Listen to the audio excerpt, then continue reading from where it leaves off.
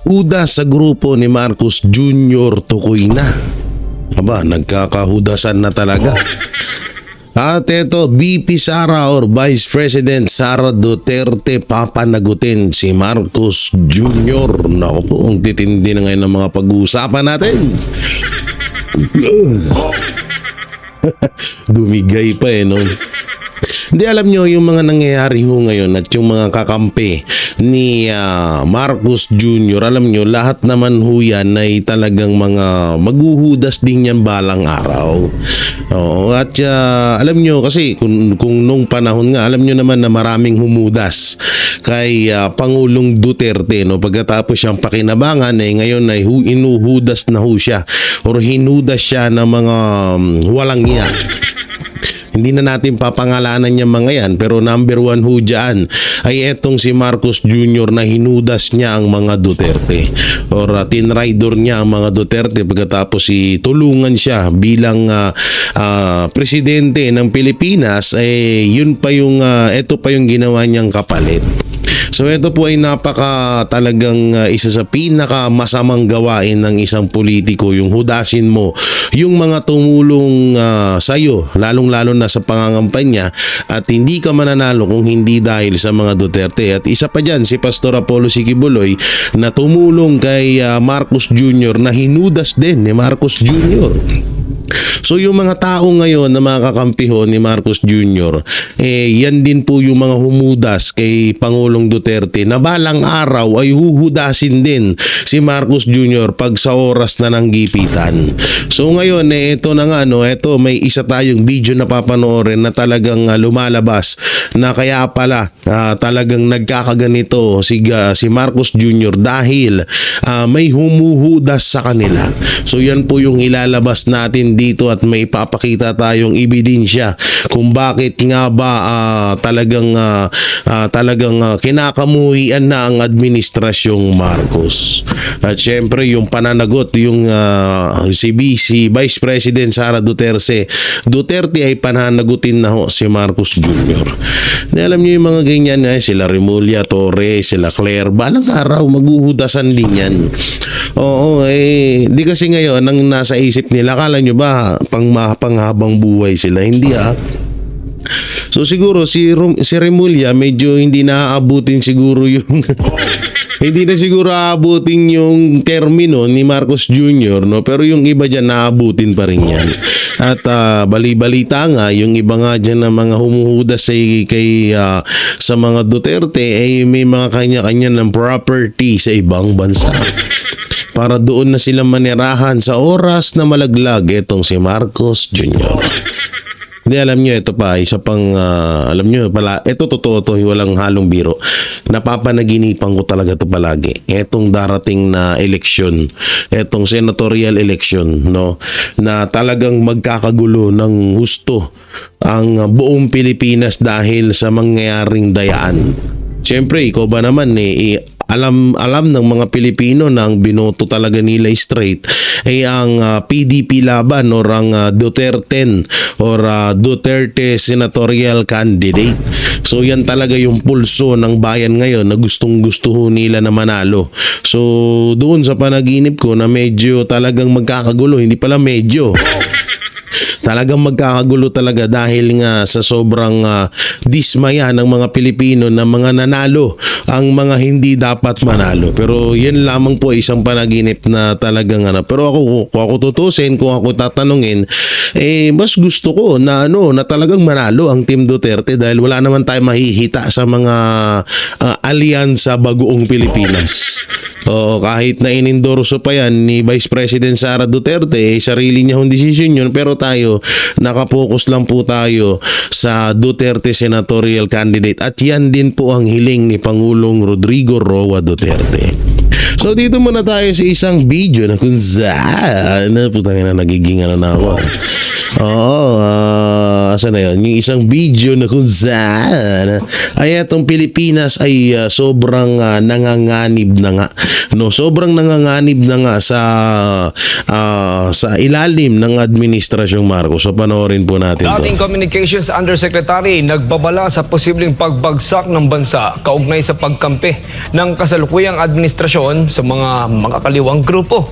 Kaya panawagan ito maging matalino sa pagboto ngayong nalalapit na halalan sa Mayo 12. Si Carla Abellana magbabalita. Tumitinding issue sa politika, laganap na kriminalidad. Pilipinas, tila unti-unti nang nilalamon ng maling pamamalakad ng Administrasyong Marcos Jr. Yan ang puna ni dating Communications Undersecretary Dr. Lorraine Badoy sa harap ng sunod-sunod na kontrobersiyang kinahaharap ngayon ng gobyerno. Huwag anya tayong mapalinlang sa mga ideolohiyang pilit isinusulong ng komunistang teroristang CPP-NPA-NDF na ayon sa kanya ay may impluwensya na sa loob mismo ng gobyerno. Totoo yan. Yung bansa natin ngayon na talagang namemeligro siya like never before because this president has really aligned with enemies of the state, the CPP, NPA, NDF. Betrayal of public trust yan. This is already a government that uses its state forces to oppress the Filipino people. Giit ni Badoy, nakasalalay ang kinabukasan ng bansang Pilipinas sa pamamagitan ng pagboto ng tamang lider. Ang totoong paglaban dyan ay hindi yung sasali ka ng NPA. Hindi yan yung solusyon dyan. Kasi sila, ang totoong hangarin nila ay pabagsakin ang Pilipinas, di ba? So ang gagawin natin, we have to be part of the solution.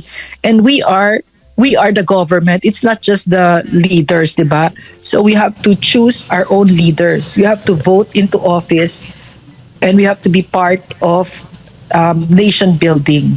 Anya, ang mahalagang kilalanin ay ang mga lider na talagang may nagawa na para sa bansa tulad ni dating Pangulong Rodrigo Duterte at Pastor Apollo C. Kibuloy. Yeah. Nakita natin yung kahalagahan ng pagboto ng tamang kandidato, tamang leader, yung pwedeng pagkatiwalaan. At yan yung nakikita natin ngayon, yung Duterte. Kasama dyan si Pastor Kibuloy na napakaganda ng track record, no? Resibo. Ibinibigay na niya sa atin kung sino siya. Hindi pangako, hindi budol-budol, di ba? So, we are being given that opportunity na reboot ang Pilipinas. Sa nalalapit na halalan ngayong Mayo 12, nasa kamay pa rin ng sambayanang Pilipino ang kapangyarihang baguhin ang kalagayan ngayon ng bansa sa pamamagitan ng pagboto ng tamang kandidato. Para sa Diyos at Budol-budol. Yun, totoo nga yung sinabi ni Doc Lorraine Badoy na nanganganib ang Pilipinas dahil nga halos napapalibutan na ho tayo ng mga makakaliwa. At paano nga ba namin nasabi na totoo yun? Paano ko ba nasabi na totoo yun? Dahil nga, alam nyo naman ilan ng NPA ho na nasa kamara na kakampi ng administrasyong Marcos. Ang masama pa nga ho dito ay may mga pondo ho ito. May mga pondo ho ito na nakukuha or nakukuha na galing sa buwis ng taong bayan at galing sa administrasyong Marcos. So paano ba namin mapatutuhanan na talagang nanganganib na ang Pilipinas dahil sa mga makakaliwang to? Katulad na lang ho niyan. 'Di ba? Si Paduano, si Franz Castro, si Raul Manuel, si Brosas, mga NPA po 'yan. 'Di ba? Mga NPA po 'yan na ngayon ay tutuusin may mga kaso ho. Si Franz Castro, alam naman natin na convicted po 'yun. Si Paduano, alam naman natin na napakaraming pulis na pinatay ho yun. Diba? Kaya nga, nakakatakot lang kasi talaga sa panahon mo ngayon na bakit sa kauna-unahan, hindi naman sa kauna-unahan, so bali sa mga pangalawang pagkakataon na meron tayong presidente na talagang pinonduhan at mas kinakampihan ng mga makakaliwa kesa sa mga taong talagang mas nakakatulong sa bayan.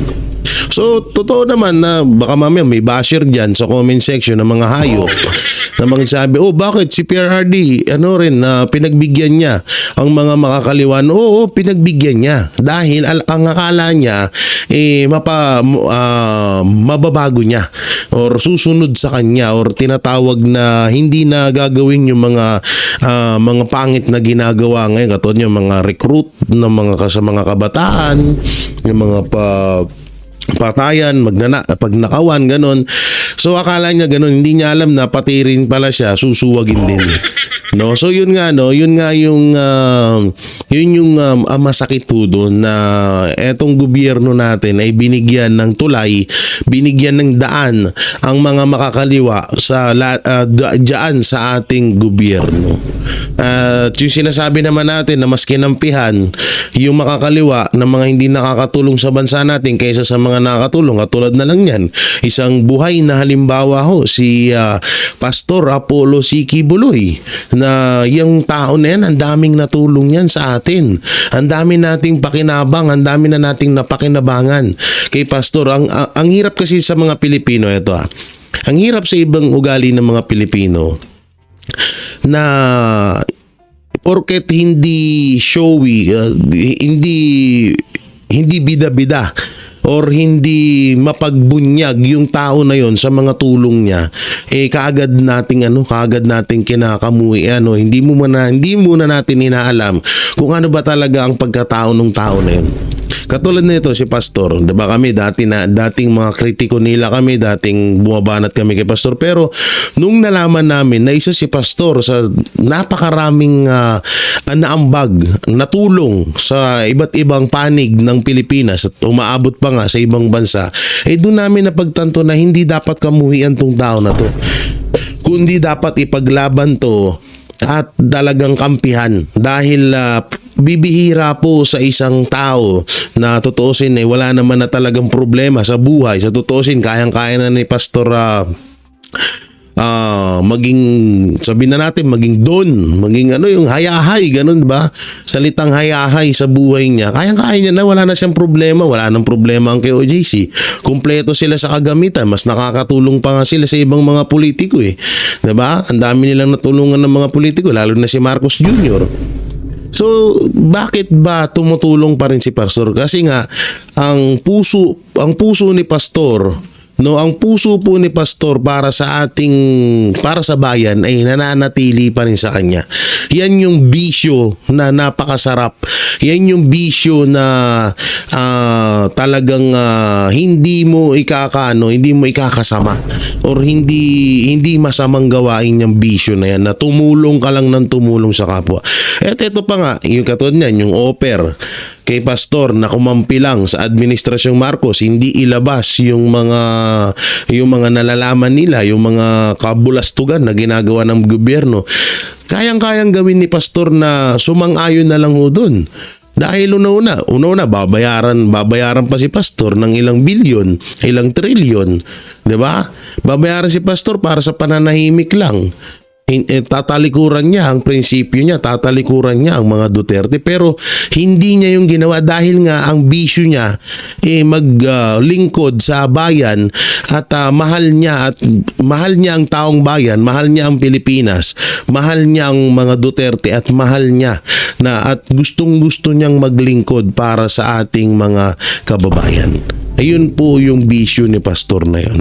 Kaya isa rin po yan sa mga buhay na natin, na kaalaman na mas kinakampihan ng Administrasyong Marcos yung mga taong walang maitutulong sa ating bansa kaysa doon sa mga taong lubos na nakakatulong sa bansa. Yan ang hirap lang kasi talaga kay Pastor, hindi siya naging hindi kasi katulad na lang sample nila Rapi Tulfo, nila Willie Rebillame. Sino pa bang mga senador talagang pinapakita nila, binibidyo, talagang pinapakita sa buong Pilipinas kung paano sila tumulong. Si Pastor kasi hindi ganun. Hindi siya kasi naghahangad din ng kapalit. Ayun yung kinagandahan at nagustuhan namin kay Pastor, na hindi niya, alam mo yung tipong hindi niya kailangan ng balik sa kanya yung mga naibibigay niya na tulong para sa ating mga kababayan. Kaya wala talaga din halos nakakaalam, at ang nakakaalam lang talaga na ng mga tulong ni Pastor ay si Pangulong Rodrigo Roa Duterte. Siya talaga ang isa sa mga nakakaalam kung gaano kabuting tao at kung gaano kamatulungin etong si Pastor Apollo Kibuloy. Kaya talaga ito, alam nyo nga pala, bago ko makalimutan ay meron po akong sasabihin. Ito yung sasabihin ko, no? Na bukas po, invited mga kababayan, bukas magsuot ng green or white alas 3 ng hapon sa pre-show magdala ng sariling baon. Ipadama ang galit at hagupit. Yan ito po magdala na lang ho kayong sariling baon kasi wala tayong ayu-ayuda ngayon, no? Wala tayong ayu-ayuda, hindi natin papausuhin mo yun. So ayan po yung ba't nga pala kulay green, dapat pala dito ko pinakita, no? Meeting both straight Duterte wait lang, late ko. Meeting the Abans, Liwasan, Bonifacio, Manila, May 8, 2025, Thursday, 5 p.m. Yan 5 p.m. po mga kababayan sa lahat po ng mga kapanood nito, no? Punta na lang ho tayo doon. Samantalang may isa pa tayo ditong video na ipapanood ho sa inyo. Ito yung sinasabi namin kanina na isa pa sa mga nakakatakot dahil may pondo nga po ang mga makakaliwa. Sa Pasok! gitna ng mga espekulasyon ng pagbuhos ng dayuhang pondo sa eleksyon, itinuro ni dating Presidential Legal Counsel Attorney Salvador Panelo ang mga makakaliwang grupo at hindi ang mga kandidato sa halalan na siyang tunay na tinutustusan ng mga banyagang pondo. Si Jane Cudnita sa balita. Sa gitna ng pagtalakay sa Senado sa panukalang batas na tumutukoy sa Philippine Maritime and Admiralty Zones, lumutang din ang sensitibong issue ng dayuhang pagpopondo sa mga kandidato ngayong halalan. Sa naturang pagdinig, tinanong ni Senator J.V. Ejercito ang Commission on Elections of COMELEC kung maaari bang madiskwalipika ang mga kandidatong tumatanggap ng pinansyal na suporta mula sa foreign sources. Binanggit ni Ejercito ang mga ulat hinggil sa mga kandidatong umano'y sinusuportahan ng pamahalaan ng China. Pero ayon kay COMELEC Chairman George Garcia, malinaw sa Omnibus Election Code na maaring madiskwalipika ang sino mang kandidatong tatanggap ng pera mula sa mga dayuhang institusyon o maging sa mga Pilipinong tinalikuran na ang kanilang citizenship. Kaugnay nito, nagbigay ng pahayag si dating Presidential Legal Counsel Attorney Salvador Panelo ukol sa usapin ng banyagang pondo at kung sino ang mga totoong tumatanggap nito. Hindi ako naniniwala na may mga dayuhan na magpopondo sa mga kandidato. Wala naman silang mapapala doon. Maliban na lang, ang alam kong pinopondo, yung mga nasa kaliwa, mga leftist, mga komunista, yun. Ang dayuhan ang nagpopondo ron. Dagdag pa ni Panelo, sa halos 6 na taon niyang paninilbihan sa Malacanang, wala siyang nabalitaang kandidato na direktang pinopondohan ng ibang bansa, partikular na ng bansang China. Wala akong narinig na nagbigay ito ng pondo doon sa mga kandidato. Ang narinig ko, nakikita ko sa kanila, nagbibigay sila ng mga ayuda. Sumasama sila gaya ng yung mga joint venture nila Pastor Kibuloy sa kanyang ambassador ng China. Diba? Yes. Kakaroon sila ng proyekto, nagbibigay ng mga medisina, pagkain, kung ano pang bagay. Yun ang mga nakikita ko. Yun walang eleksyon. Hindi naman eleksyon yun. Pero yung sasabihin mo na popondohan na isang kandidato, makukuha nila doon. Gayunpaman, gate ni Panelo, kung mapapatunayang may kandidatong tumanggap o tumatanggap ng pondo mula sa foreign sources, ay dapat anya itong imbestigahang maigi at dapat na idiskwalipika. Kaya dapat, kung talagang meron nga, i-disqualify natin dahil bakit ka tatanggap ng pera ng dayuhan?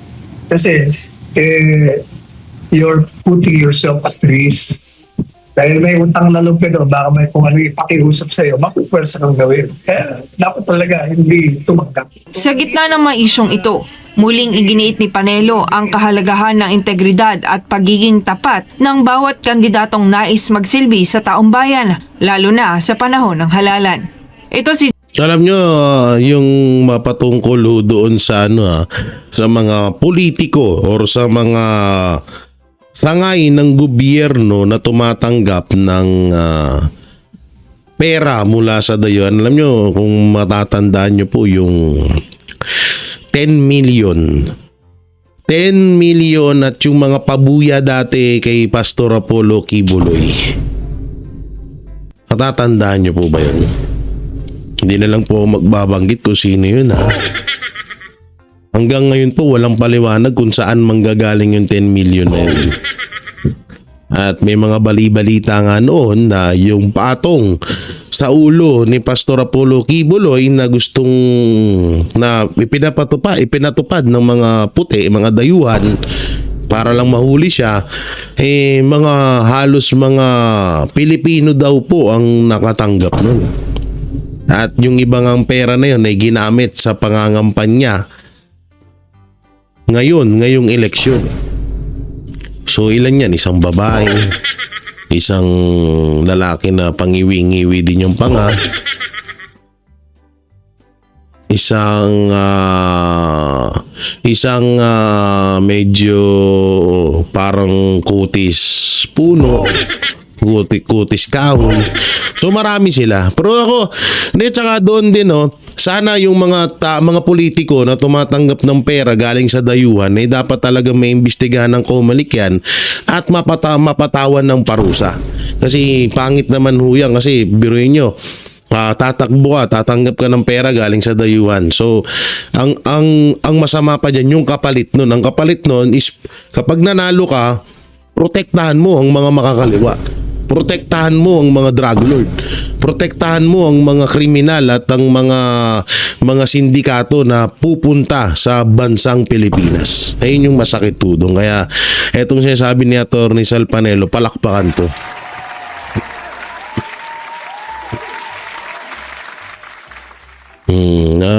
Ano ba bang papanorin natin? Meron pa dito. Don't worry. Ito yung kay Vice President Sara Duterte na talagang ito ba yun? Yan na ano lang yan na uy puta nang iwi. Ba't ganyan yung itsura ni Ngagba dyan? Grabe yung itsura ni Ngagba, talagang nakatagilid no?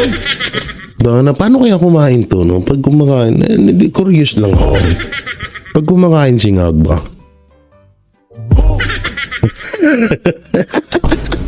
Hindi, napaisip lang ako paano. Halimbawa, ito yung kutsara, kakain siya.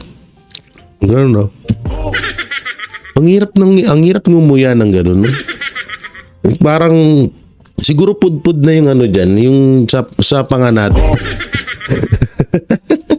So ito Vice President Sara Duterte Marcos Jr. dapat managot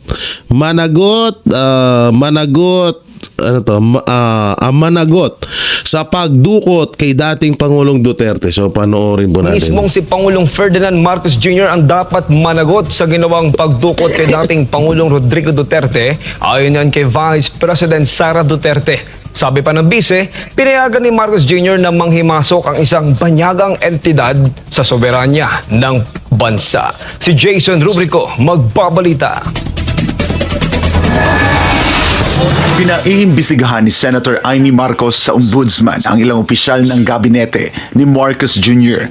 Gayon din ang pambansang pulisya sa isyu ng pag-aresto ng Interpol kay dating Pangulong Rodrigo Duterte base sa warrant ng International Criminal Court o ICC. Kabilang sa inirereklamo sina Interior Secretary John Vic Remulla, Justice Secretary Jesus Crispin Remulla, PNP Chief Romel Marbilla, CIDG Chief Nicolas Torre at Special Envoy Marcus Lacanilao. Pero para kay Vice President Sara Duterte, mismong si Pangulong Ferdinand Marcos Jr. ang dapat na managot sa kontrobersyal na issue ng pagkidnap kay dating Pangulong Duterte. Dapat talaga managot ang Pangulo ng Pilipinas because he allowed foreign entity, a foreign organization to interfere with our national sovereignty. Ayon kay VP Sara, imposible raw na mangyari ang isang operasyon gaya ng rendition o pagdakip sa isang Pilipino at paglipat sa kanya sa ibang bansa kung walang direktang pahintulot mula kay Marcos Jr. Hindi naman mangyayari lahat yun kung walang approval ng Pangulo.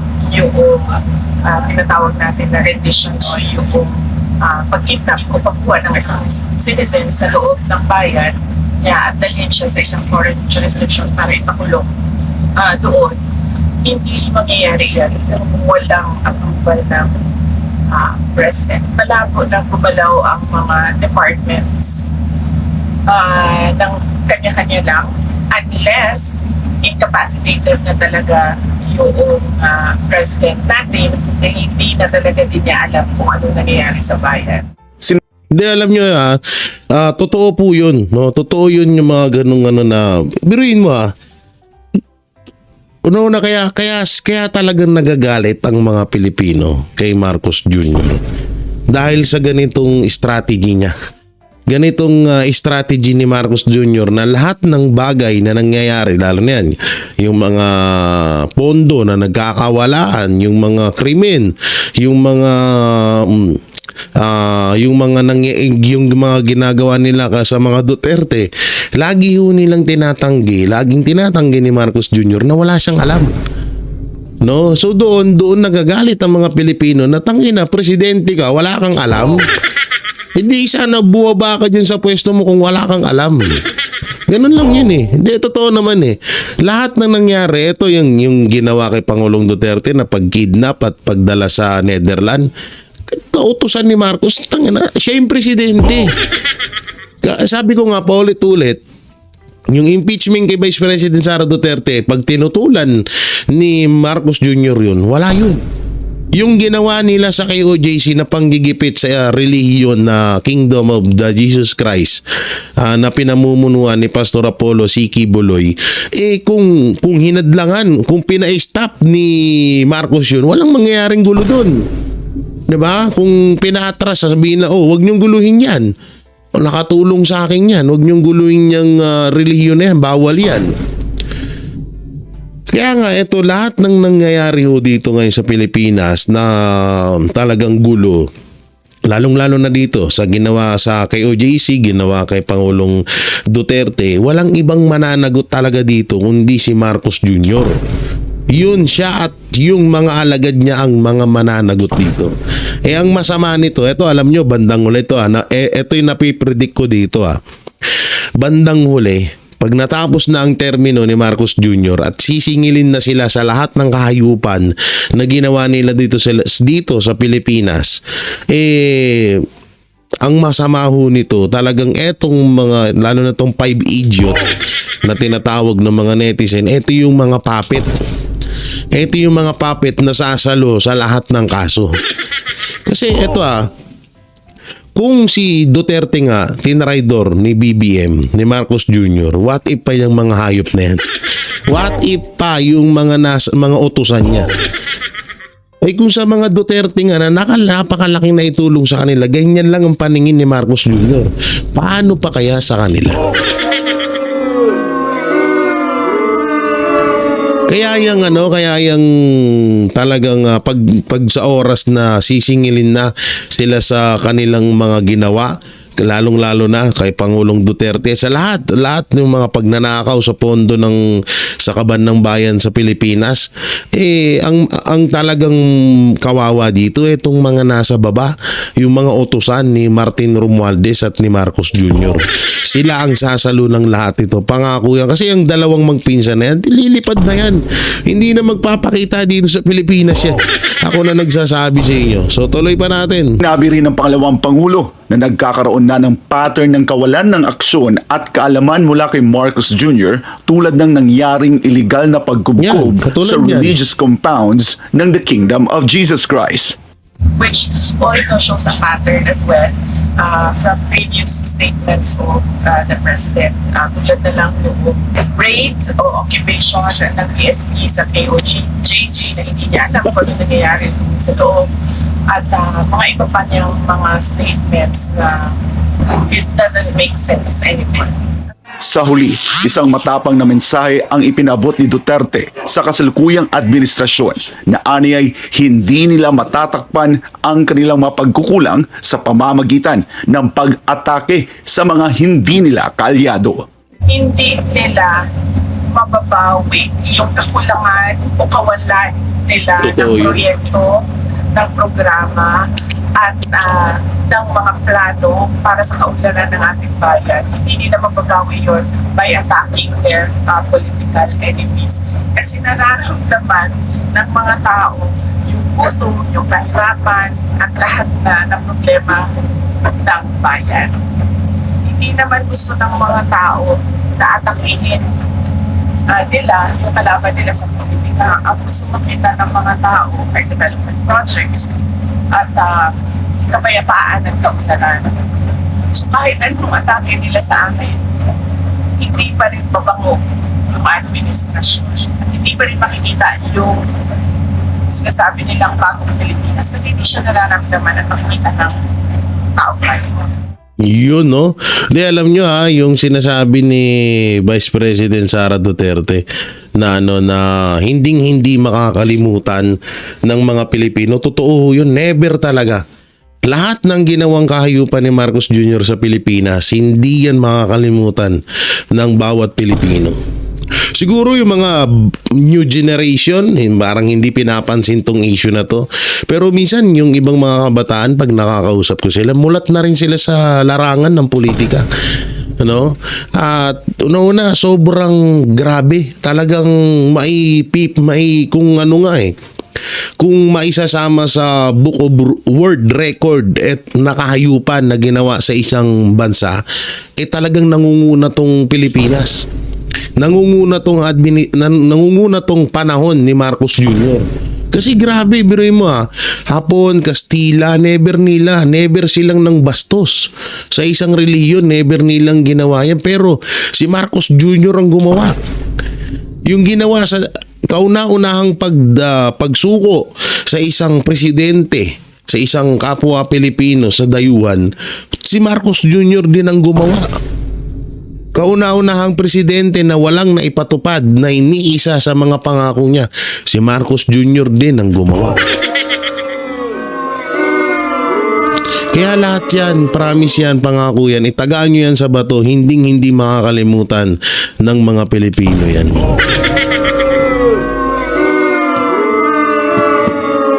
Samantala, dito na tayo sa yung Judas.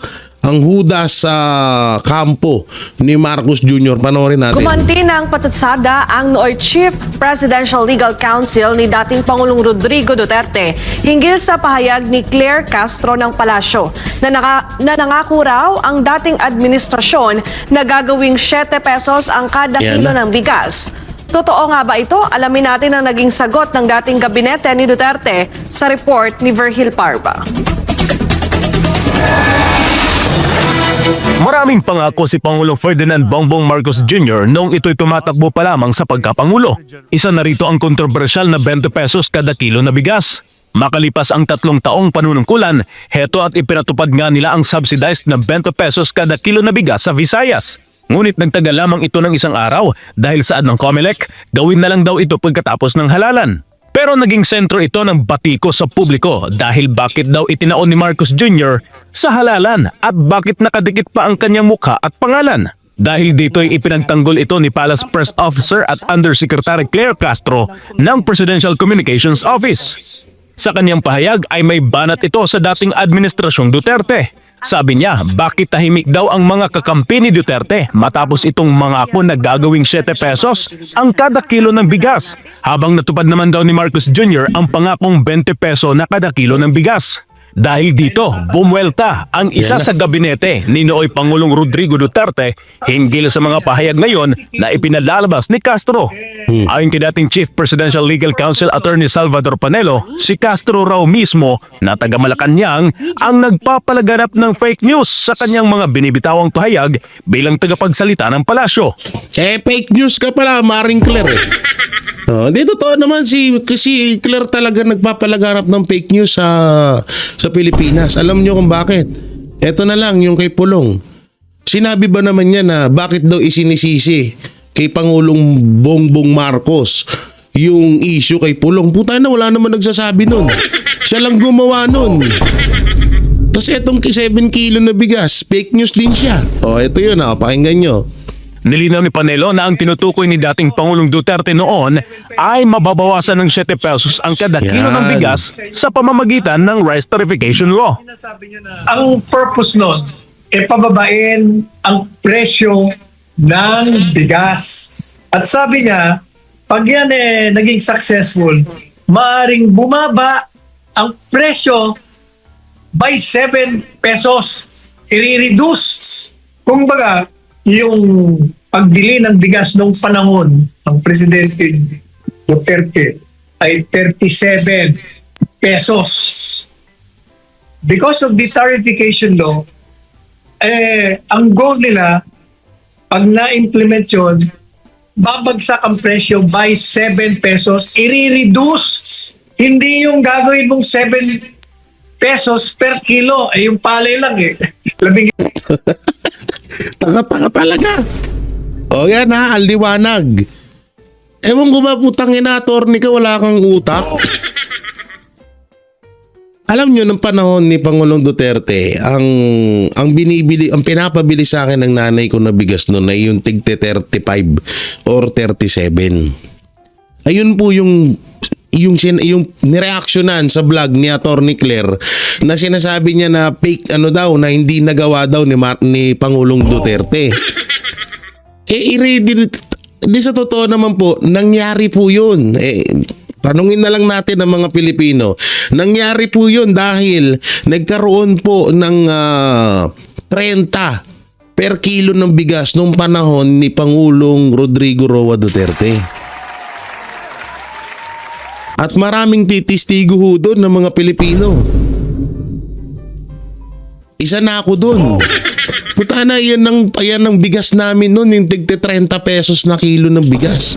Hindi po yung NFA, dahil yung NFA po noon ay nagkakalaga ng 25 pesos nung panahon ni Pangulong Duterte. At bakit ko nga ba masusure na 100% na ganun? Noong mga panahon po noon, isa po akong kargador ng bigas sa palengke. Totoo po yan, hindi ko kinakahiya yan. Pumasok ako ng kargador ng bigas sa palengke noong mga panahon ni Pangulong Duterte. Kaya updated po ako at tandang-tanda ko po ang kilo ng bigas. So, ang pinakamahal noon ay 50 pesos kilo ng bigas. Ayun po yung malagkit po ata yun. At yung tinatawag na bigas ng mayayaman. Ang talagang binibili at ang patok noon na mapangmasa na bigas ay yung tigte 30 at tigte 35 pesos na bigas. Kaya ito si Claire, kaya bumababa ratings ni Marcos Jr. dahil sa ka-fake newsan mong gaga ka. Nagaga ka tuloy. Gaga ka. Okay, play. 5 piso yan, 14 na piso ang 1 kilo. Paano mo gagawin 7 pesos? Dagdag pa ni Panelo, lalo raw bumabagsak si Marcos Jr. dahil sa mga tulad ni Castro na nagpapalaganap ng kasinungalingan.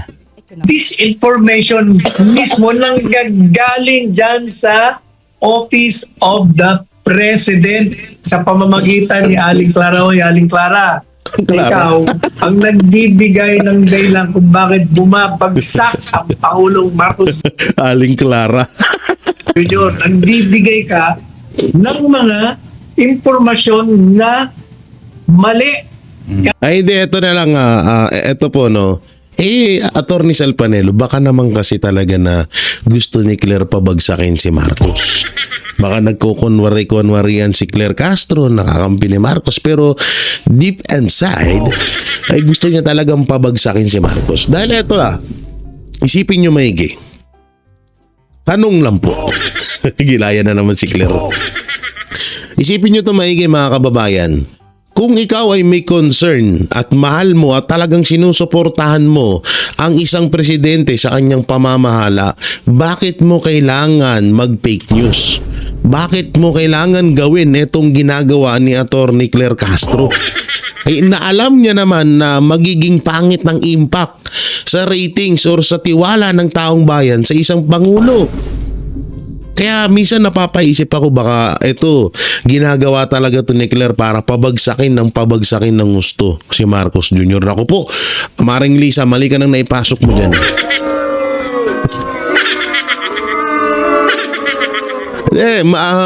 Lisa Araneta Marcos, mali ka nang naipasok mo. Hudas pala dyan sa grupo nyo yan. Naku, kung ako sa inyo, dinatanggal nyo na. Sinungalingan. Bilang paglilinaw, tinanong ng isang reporter si Yan na. Castro kung talaga nga bang sinabi ni dating Pangulong Duterte na gagawin itong 7 piso ang kada kilo ng bigas. Oh, wala Pero siya si nasagot. Castro tumangging sumagot. Anya, personal daw niya ito na pahayag at wala raw siya sa palasyo noong sinabi niya ito. Dahil dito, sinabi ni Tanga. Panelo na dapat magbitiw na lang ito at umalis sa Malacanang dahil isa si Castro sa nagpapabagsak sa Marcos Jr. admin. Binigyang din ni Panelo Okay, paniwalaan natin siya sabi ni Atty. Sal Panelo. Paalala lang po Atty. Sal Panelo, isa po yan sa number 1 supporter ni Marcos Jr. Hindi pala si Marcos Jr. ng mga Marcos. Hindi, totoo po yan. Kaya nga itong sinasabi niya, totoo po ito na, tangina, alam mo na nga bagsak at puro kagaguhan ng nangyayari sa administrasyong Marcos, dinagdagan mo pa. Masakit to. na dahil sa papel na ginagampanan, ang mga pahayag ni Castro ay pahayag din ng palasyo. Tinamaan ng magaling. Ano bang klaseng tagapagsalita yan? Pag ikaw ay tagapagsalita, ano man ang sabihin mo sa loob at labas ng Malacanang, yan ay galing sa Malacanang. Hindi to pwede yung may sasabihin kang kasinungalingan tapos itatanggi mo sa loob ng briefing. Aling Clara, buti pa, umalis ka na lang dyan kasi sinisira mo ang Pangulong Marcos Jr. Ikaw ang unang sa mga marami pang dahilan na nakapagbagsak ng rating ng boss mo. Maring Clara. Aling Clara, daming pangalan ni Claire Castro Hindi totoo yun. Bilang ikaw ang tigapagsalita ng Pangulo, loob at labas, channel mo man yan o hindi, puta na, talagang kaya ka nga tigapagsalita So ibig sabihin yung sinabi mo, yun din yung sinabi ng Malacanang. Kung ano yan, sinungaling ka sa vlog mo sa Malacanang, hindi. Sinungaling ka sa Malacanang pagdating sa vlog mo, hindi. Katarantaduhan yan. Naku, kung ako sa'yo, Bongbong Marcos, tanggalin yan. Naku po, lalong yung 17% na ratings mo, baka maging 5% yan. Patagalin mo pa ng mga 1 year si Claire, ay naku po, kawawa ka. Yung mga alyansa dyan, bali-balita, nagkakawatak-watak na.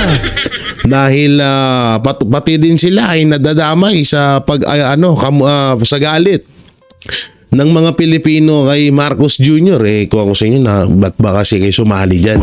Hindi ko rin naman kayo inaanyayahan na sumali sa Team Duterte. Pero kung kaya nyo magsulo na lang kayo. Kaysa naman nandiyan, tingnan nyo, pati kayo dyan, damay, alam nyo,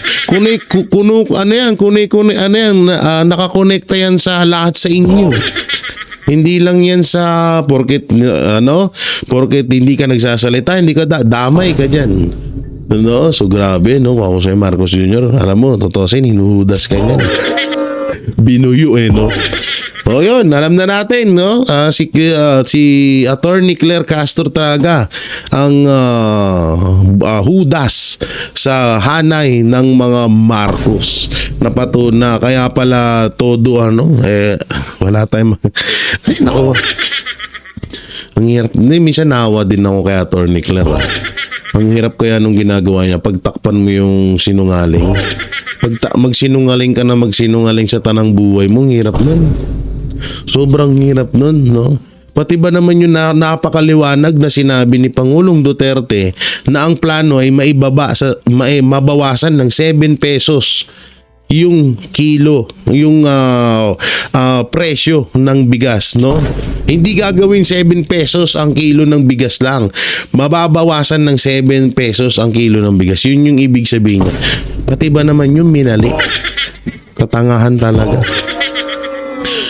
So yun, mga banateros, mga kabiyaya, ano pong may kukomento nyo sa mga napanood natin at na-reactionan na video? Comment nyo lang po dyan sa baba at babasahin natin yan. At syempre, don't forget to like, share, comment, and subscribe sa ating YouTube channel. Paipindot na lang din po yung bell button para lagi kayo updated sa ating mga video araw-araw. So maraming salamat. Ingat po kayo palagi. God bless and peace and bye-bye. Yan ang Banateros, walang inuurungan. Pag tama palakpakan, pag mali ay babanatan. Yan ang Banateros, boses ng ordinaryong Pilipino. Banateros ay walang makakaawan. Walang inuurungan, Banateros ay tinutulungan.